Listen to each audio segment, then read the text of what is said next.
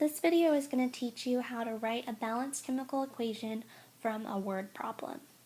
So the steps for writing a balanced chemical equation from a word problem, step number 1 is to write the correct formula for each of the reactants. Make sure you put a plus sign between the reactants to separate them. And remember, a plus sign is going to be written out saying something like added to or reacts with. Those words mean you put a plus sign. Step 2 is to draw your yield arrow, which is pointing from the reactants to the products. Step 3 is to write the correct formulas for each of the products. Make sure you put a plus sign between them again to separate them. And then step 4, once you have the whole equation written out, is to add coefficients to make it balanced so that it's equal on both sides, the reactants and the products. One of the things you need to remember how to do to write out these balanced chemical equations is you need to be able to write formulas from names of compounds. So we already learned how to do this with ionic compounds, but I'm going to go through 5 examples to kind of remind you how to do it. So for number 1, sodium oxide, we know that's going to be sodium, which is Na on the periodic table. So we can just write Na. We can also get the charge from the periodic table, which is +1. And then oxide, we know is just oxygen with the ending changed because it's an ionic compound, so those usually end in "ide". So oxygen is O, and from the periodic table, it has a charge of -2. When we have the charges like this, remember we have to look and see, do they add up to 0? And those don't. So if they don't add up to 0, you have to go ahead and do the crisscross, where you bring the charges down to the opposite element. So the formula for sodium oxide would be Na2O. Alright, going on to number 2, calcium chloride. Calcium is Ca, charge +2. And then chloride we know is just chlorine, so that's Cl with a charge of -1. Again, the charges don't add up to 0, so we crisscross them down. So what you'd be left with is Ca, Cl2. Alright, number 3, magnesium chlorate. We've got Mg from the periodic table with a charge of +2. And then chlorate is one of the polyatomic ions, so you're going to look that up on the list that's on the periodic table. And when you look up chlorate, it says that it is ClO3 minus or -1. And you look at your charges, they don't add up, so you do the crisscross. So your answer here would be Mg ClO3. I'm going to put that in parentheses so we can put the little subscript 2 on it. Alright, for the lithium hydroxide, number 4, I'm going to do that one here because I'm running out of room. Lithium is Li, charge of +1. Hydroxide is another one of those polyatomic ions, so if you look that up on the list, it is OH, -1. In this case, these charges are the same. They do add up to 0, so you just rewrite it without subscripts. And number 5, the last one, ammonium is one of the polyatomic ions. It's NH4 +1. And then sulfide is the very last polyatomic ion on the list. So if you look that one up, it is SO3 -2. And again, check the charges. They don't add up to 0, so you crisscross them down. So your answer on that one would be NH4 in parentheses with the 2, and then SO3. It's really important that you write the formulas correctly with the right subscripts. So if you get the wrong subscripts, you're going to get the whole equation wrong because then it won't be balanced right either. A very important tip to remember is when you're writing equations, you need to make sure you know these 7 diatomic elements. We call them Brinkelhoff because if you put all their abbreviations together, that's kind of a made-up word that they spell. So it's bromine, iodine, nitrogen, chlorine, hydrogen, oxygen, and fluorine. And all 7 of those elements are always going to show up in pairs if they're alone.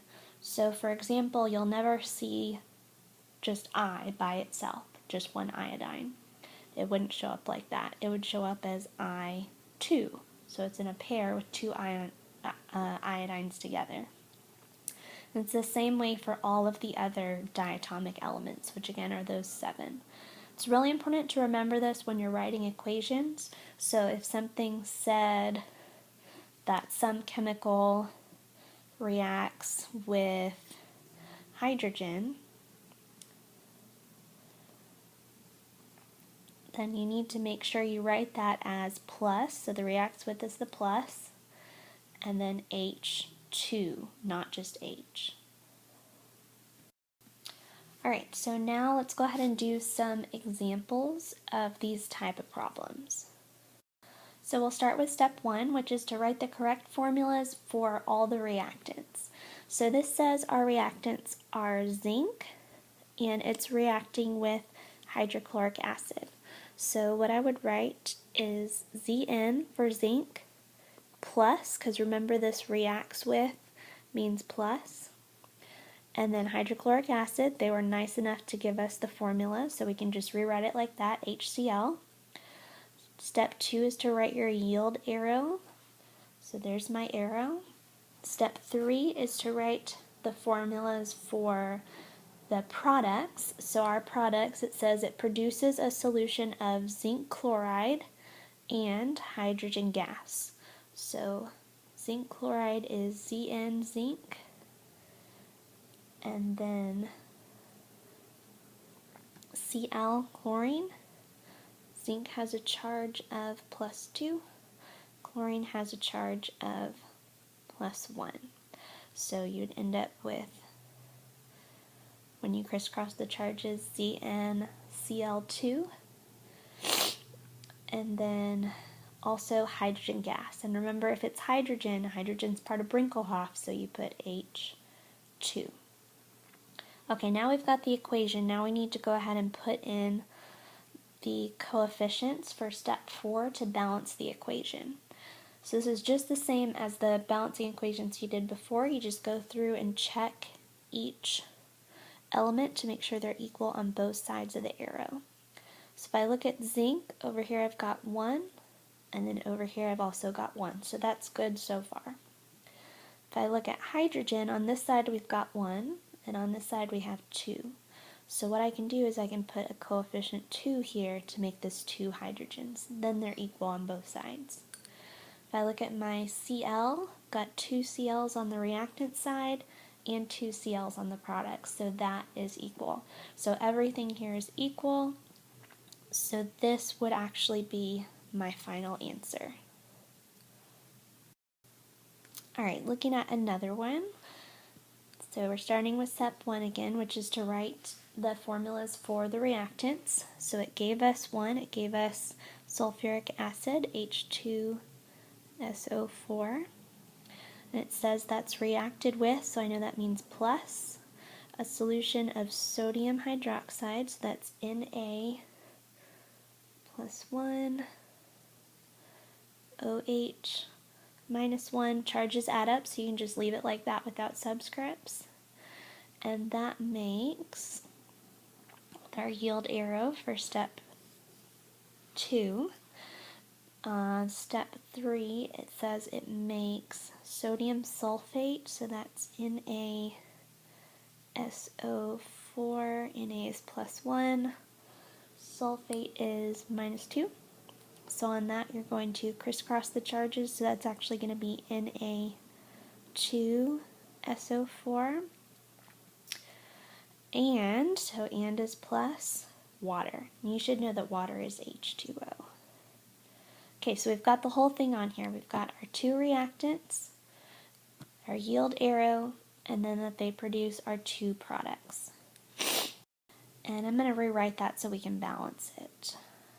Alright, so when we go to do step 4 to add the coefficients to balance the equation, when I'm looking at this, it kind of looks like a mess right now because we've got H's and O's in different places.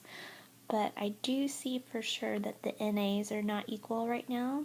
So there's one on this side and one on this side. So I'm going to go ahead and fix that first by putting a 2 here and hope that maybe that works everything else out. So if I look now, I've got my NAs are good. There's 2 on each side. If I look at hydrogen, I've got 2 here plus 2 more here. So that's 4 hydrogen total on the reactant side. And then on this side right now I've got 2, so I'm going to put a 2 here to make that 4 hydrogens on this side. Alright, so my hydrogens are good, my NAs are good. If I look at S, got 1 S on this side, 1 S on that side, so that's good. And then if I look at O's, O's tend to be the tricky ones. Got 4 here, plus 2 here, so that's a total of 6 O's on the reactants. And then I've got 4 here plus 2 here, so 6 O's on the product side. And we already said we have 2 NAs on each side. So these are actually equal now. All I had to do was put in a 2 here and a 2 here. And that's all the coefficients you need to have this one balanced. Okay, last example. Sometimes you'll see these where it's kind of a word problem, but it's kind of not. So it gives you something like this, where it gives you the compounds in words, and it already has the pluses for reacts with and the arrow for yields in there. You just have to turn those words into formulas.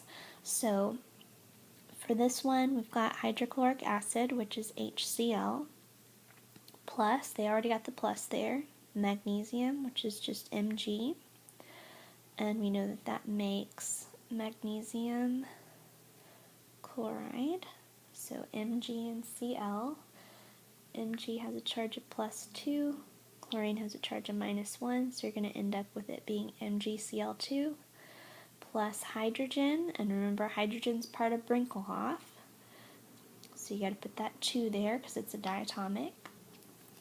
So then when we go in to balance and put in our subscripts, remember we can only put in, sorry, not subscripts, coefficients. You can only put in coefficients, those big numbers, out in front of each of the molecules. So we can put, see, our Mg's are good. We got 1 Mg on each side, so that's good. If we look at our H's, we got 1 here and 2 here, so I'm going to put a 2 coefficient in front of that one, so we have 2 H's. And then if you look at your Cl's, we got 2 Cl's on this side and 2 on that side. So that one is actually balanced. And if you want to, you can fill in the other coefficients with 1s. Remember, 1 and having nothing there mean the same thing. The 1 is kind of implied. So if you want to put the 1s there, you can. If you want to just leave them blank, that's fine too. So hopefully now you have a pretty good idea of how you could write a balanced chemical equation from a word problem or from compound names.